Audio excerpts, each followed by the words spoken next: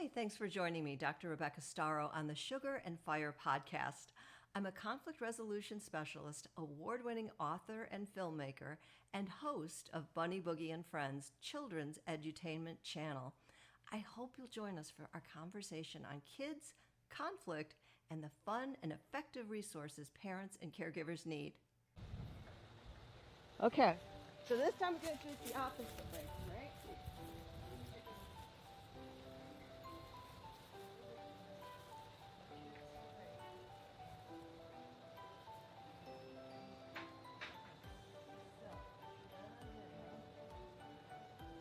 You're going to count it down, and then you can press the red button when I tell you. Make sure she presses it right. You're going to yell action. No, she is. She's the director. You're the assistant director. She's the director. Tell her when to go. All right. Can you see the chicken? Yeah. I think in the center of the screen, in the second place of the shot. Yeah. Okay. So Ryan, go 4, 3, 2, 1. 4, 3, 2, 1, press. Amelia, gently press the red button. Now starting. It's recording? Yeah. Okay. Amelia, yell action. Action.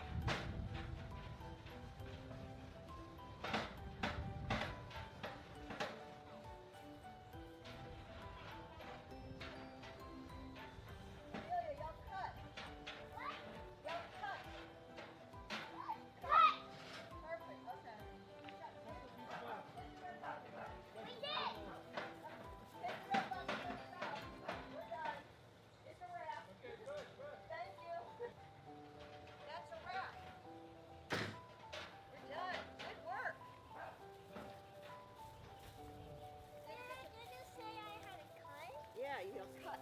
That's when you finish the thing, can you hold this? I want to get this camera out of the sun. Welcome back to the Sugar and Fire podcast. We are here with Rebecca Storrow. She's an alternative dispute resolution specialist.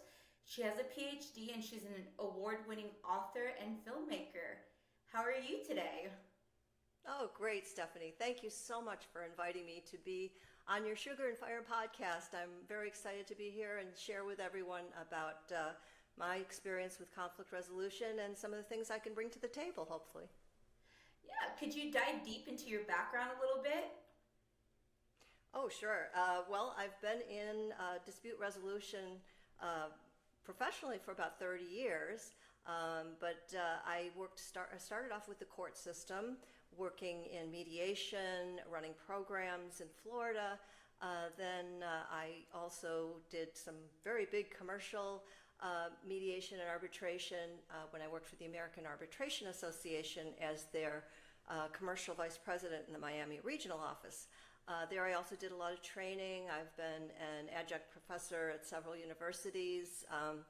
I currently have done some classes at a Georgetown Law School teaching dispute resolution and storytelling, teaching their students how to use storytelling to communicate legal concepts. Nova Southeastern University here in Florida. And I've actually taught at every level of education, from preschool all the way up to grad school. And I've done training of mediators and arbitrators, all kinds of things in terms of ADR, or alternative dispute resolution. And you've built this wonderful brand that's catered not only to children but to adults. Can you talk a little bit about what exactly you brought to the table when it comes to your brand and everything that you're presenting, and how working with adults inspired you to work with children? Great. Yes, my channel is on YouTube, and it's Bunny, Boogie, and Friends. We have around 13,000 subscribers, or as I like to call them, Bunny, Boogie Friends. And the channel has been doing well. What I focus on is teaching kids with humor, funny stories, using puppets, using live animals, including guinea pigs, all the things that kids love. Having worked with adults for so long, I kind of learned what works and doesn't work for them, but then translating that to children wasn't really that big of a jump, because kids are incredibly intelligent. I mean, it's amazing the high level resolution concepts that they can grasp at a very, very early age, even as early as preschool. So, but I use storytelling. I have 2 books. I'd like to kind of show you those. My first one was The Weedy War of the Gnomes, and that comes also with a parent caregiver guide inside. And then I did a second one, which was Bunny Boogie, and Bunny Boogie was, both of them became short films, but Bunny Boogie was more about, believe it or not, commercial mediation, about 4 bunny cousins. And kids actually understood and enjoyed it very much. And I've done the book readings in preschools, and they get it. So it's awesome. Sure. Wait, okay. So, what was your inspiration to switch gears and work with children? Oh, great question. Well, I'd worked with adults for so long that I had a lot of things that I learned that I felt that children needed to learn. You'd see adults in various mediations or disputes kind of, even though they were professionals oftentimes, they would revert to these behaviors that were essentially learned behaviors over time in terms of the way they would communicate or the way they would approach conflict or the way they try to resolve it. And it was, in my opinion, something that should have been learned in childhood. Many disputes that we have as adults could have been avoided sometimes if we had learned better skills, emotional intelligence, dispute resolution as children, and had those reinforced over a lifetime. These are all learned behaviors, so the practice makes perfect for sure. So that's why I want to work with kids, because I feel like they're the hope for our future. And for a little self-disclosure, I came from a family and grew up during a time where mental health issues and dispute resolution, all those things really weren't talked about. People would have, issues and never really speak about them. And I felt like that was kind of a missing piece for me as I got older, that, I didn't have the language to really resolve things in a healthy way. So that's why I went to school for it, and that's why I want to share it with adults. So you mentioned you have a YouTube channel, but you also mentioned you have books. Where can people purchase the books? Oh, yes. I have Bunny Boogie, and Bunny Boogie is on Amazon. That is also a short film. And the book comes with a link to the film, as well as a free parent and caregiver guide. It's based on my own research, and it's called The Harmony Effect. And that is a way of approaching conflict resolution with your kids, teaching these concepts. And my previous book was The Weedy War of the Gnomes, which, believe it or not, is kind of an environmental dispute that is in this particular story. It also comes with a link to its film, and it comes with a parent caregiver guide as well. And on my website, I have a parent caregiver guide, so lots of educational materials to go around for all. So your YouTube channel, I've had an opportunity to check it out myself. Can you tell us a little bit about it, more in detail, what people can expect, who is working behind the scenes, making the magic happen, and just what do you love most about your YouTube channel? Wow, yeah, Bunny Boogie and Friends has been just a joy from the inception. I believe that if you enjoy doing something that you would do for free, day and night, that's your passion, you should go for it. And I have done that since I retired. So it is made for children, but it's always keeping in mind the adult in the room, which, parents should be watching things with their kids as much as possible. So there's humor for kids, and there's stories and lessons for children, but boy, there's humor, original music, and things for the adults too.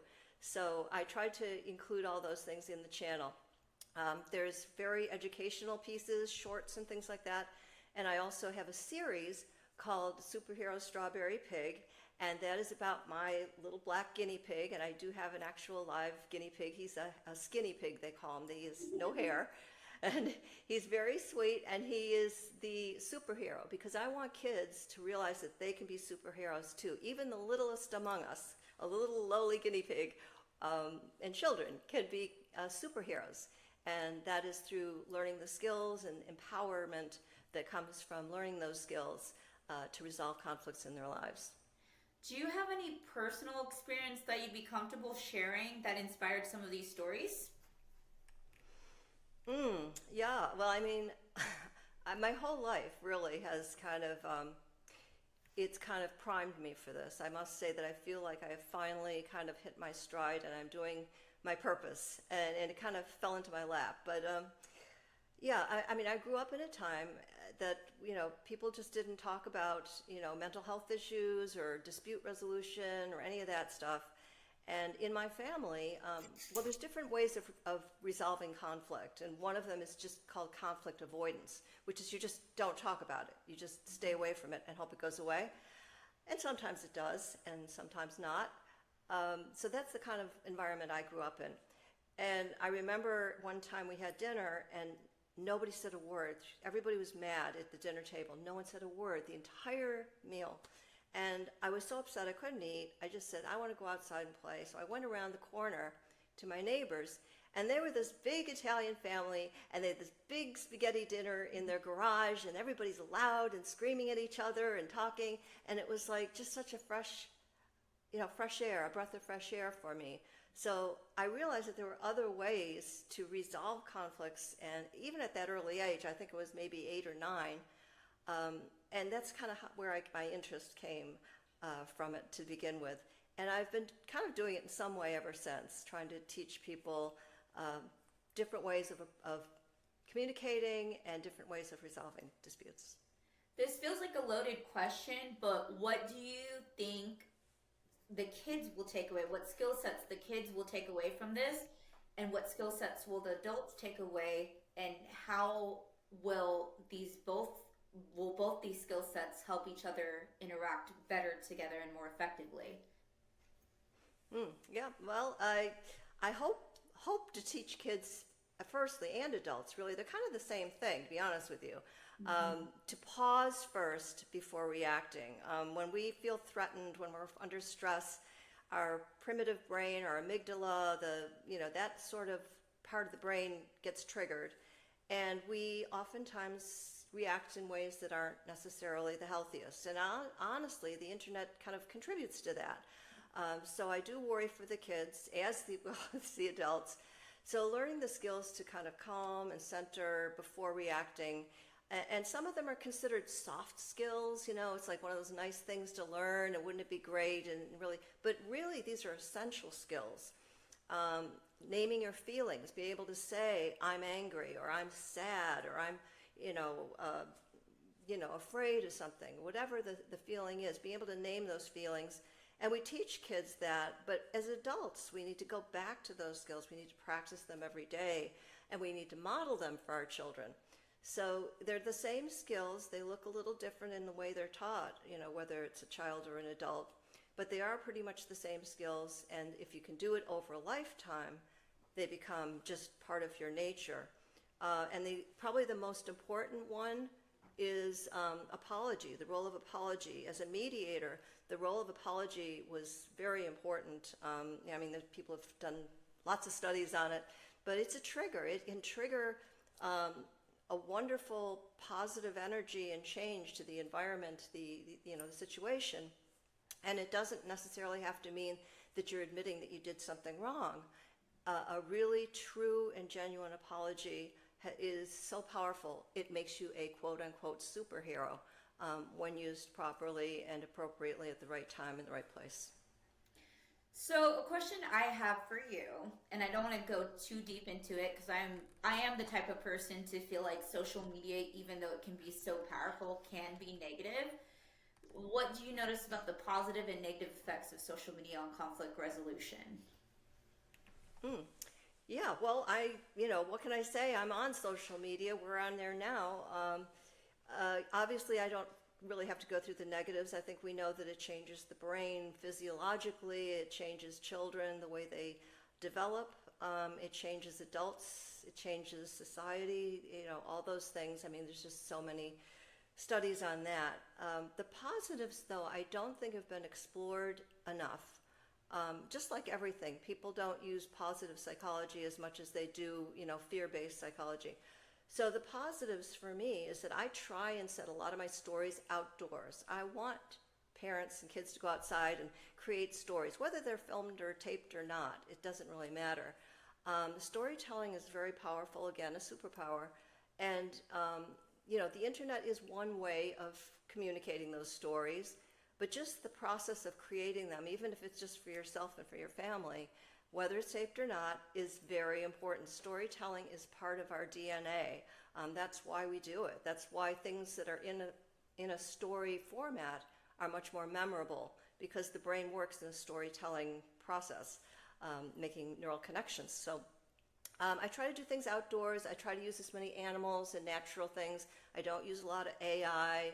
I don't use like strobing lights and things that are, overly stimulating or unnatural. But I try to make things original and unique and memorable through the stories. Could we see the inspiration? You mentioned you had a guinea pig. Are they around? Well, it'll take me a minute to go in the other room. He's in the other room, but if you want, you can. Oh, look at that! Would your doggy like to? Your doggy can meet my guinnie pig? Yeah. Okay, hold on. Great. She is. It'll take me. Totally Go ahead. fine. This is Sadie. She's 17 years old. And she's full of personality. Like, I was going to tell you, if you need inspiration for stories, I have a million between the two that I find really funny. And if you want to go get your guinea pig, I can tell you a little about it, a quick story that I think would be a great lesson for kids. Perfect. I'll be right back. I absolutely love the Bunny Boogie series, and we're here to inspire the next generation. So I think it is important to talk about just how we do that in such a positive way. And I do find inspiration in my animals, and she mentioned it too. She's an animal lover. So I think that it is important that we share these furry creatures and we share them in such a positive light, because they can teach us about life, just the same way that kids can teach us about life. And I'm very excited for you guys to see everything she does, because she does so much for everybody. Perfect. All right, sweetie, you ready to meet?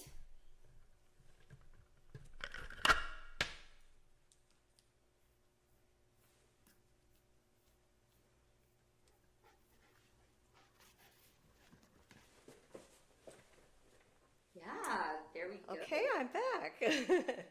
This is Mr. Sweet Potato. He is my skinny pig. He has no hair. He's adorable. Yeah. He's my superhero. He plays superhero Strawberry Pig, and he's very smart.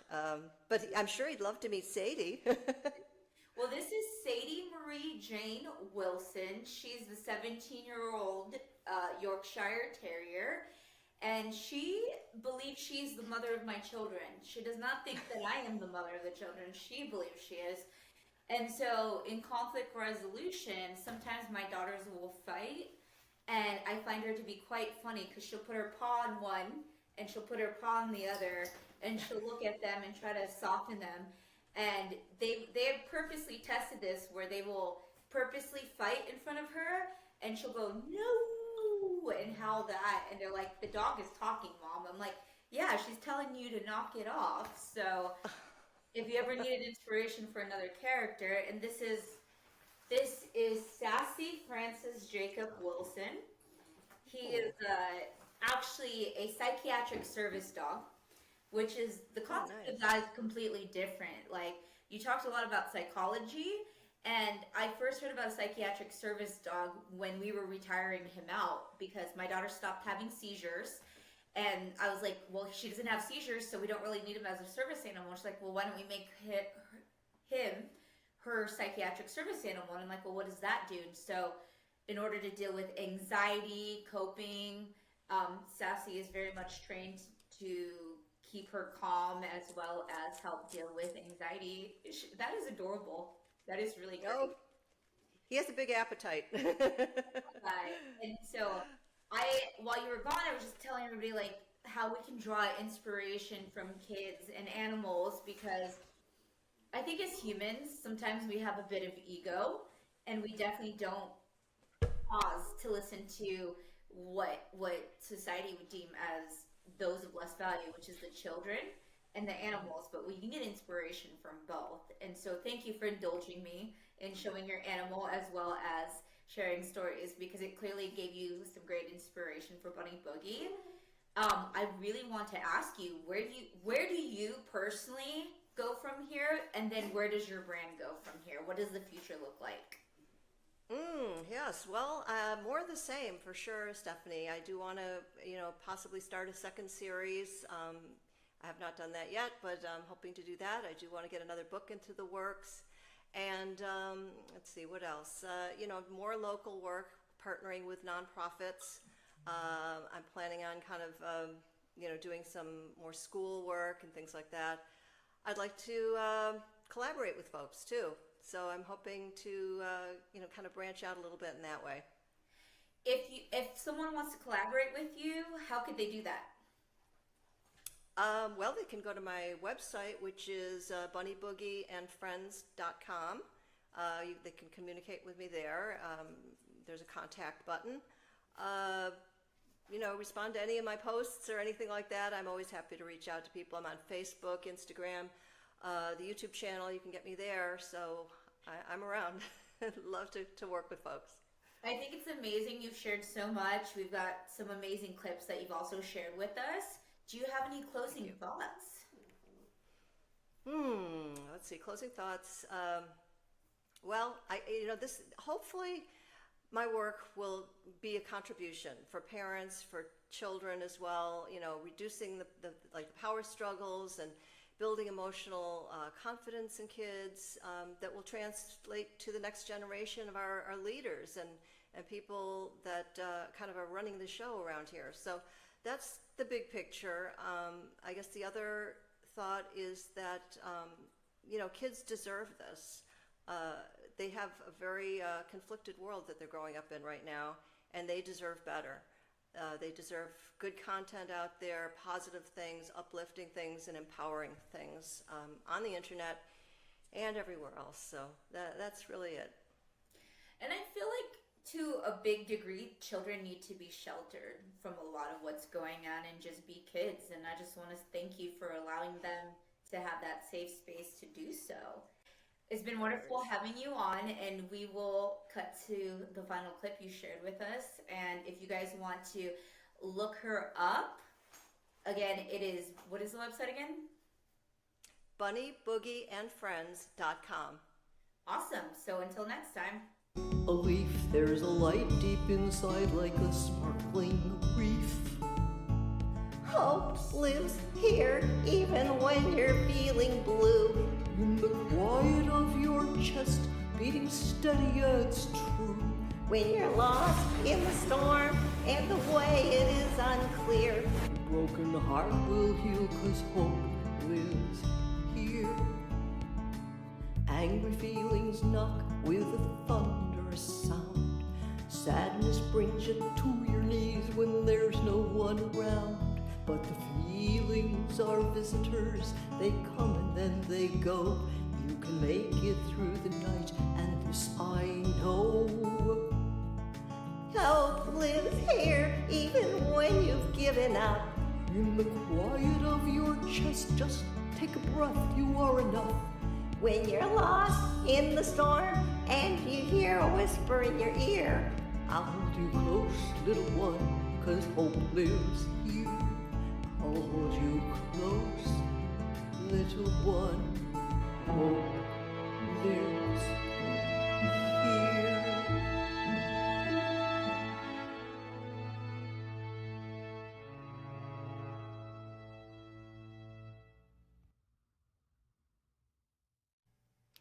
I really appreciate the Sugar and Fire podcast for hosting this conversation.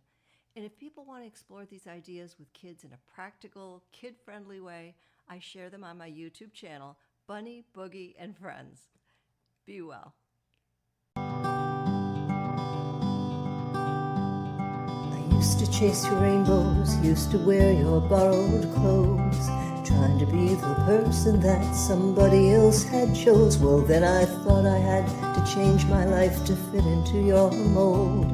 Hide my stripes, but yeah, it all got pretty old. And every mask I wore for you felt heavy on my skin. The more that I pretended, well, the more I went within. 'Cause I don't really want to be the latest flavor of the day. I like to speak my truth and go my way. 'Cause you don't have to be somebody else, oh no, no, no. Your greatest gift is being yourself, just so you know. Because the mountains that you climb, they'll lift you up so you can see the shining stars that light our destiny. Oh, take a chance to be yourself, and I'll be me. Years have taught me lessons, they're the kind that this life brings. Like you just can't fly high enough on broken borrowed wings. It's in the cracks, it's in the scars, it's in the seeds we never sow. What gives us strength on our path as we go. Now I can hear the beauty in a voice that's truly mine. Every broken piece is in its place to make the whole design. Well, yes, you're free to find your way. You know I'll love you to the end. Be brave, be free, then do it all again. 'Cause you don't have to be somebody else, oh, no, no, no. Your greatest gift is being yourself, just so you know. Because the mountains that you climb, they'll lift you up so you can see the shining stars that light our destiny. Ooh, take a chance to be yourself, and I'll be me. Ooh, take a chance to be yourself,